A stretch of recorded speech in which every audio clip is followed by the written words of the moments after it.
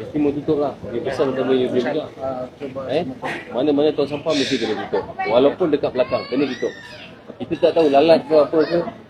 Nanti dia datang pergi dekat makanan, orang sakit perut, nanti kita susah. Ya, betul. Ya. Dekat sana. So, first kali kita ada di Bandar Jasin, kita ada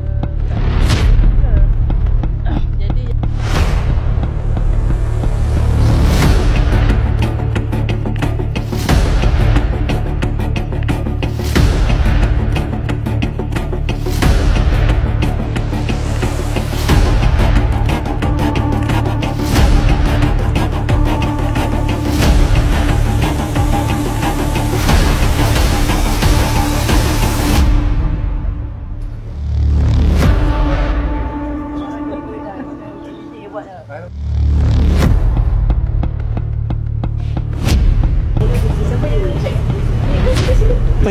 Penama tu siapa? Nama dia? Adrian tu siapa? Dia kat mana? Kita nak jumpa dia. Saya kira saya datang di belakang sama masa lagi dia memasak.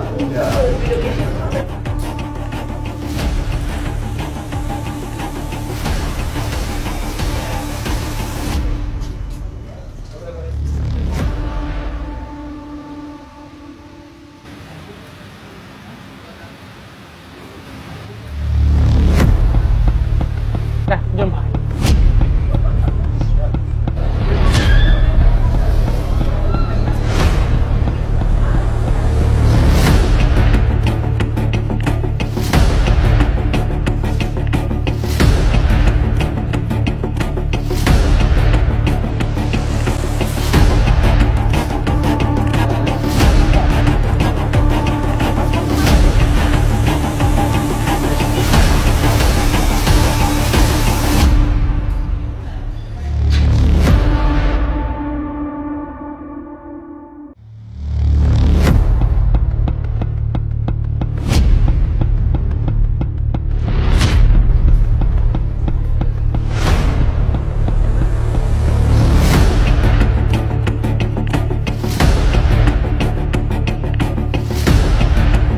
Okey, ini abang punya kesalahan.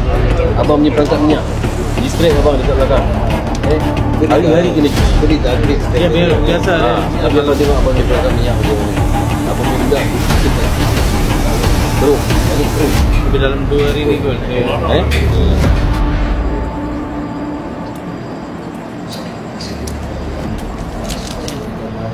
Okey, ini satu. Abang punya tempat cucian belakang dekat sebelah tempat masak abang tu.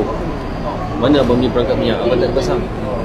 Tinggal situ pun ada. Mesti kena ada. Dekat mana tempat basuhan, dekat situ mesti kena ada perangkap minyak.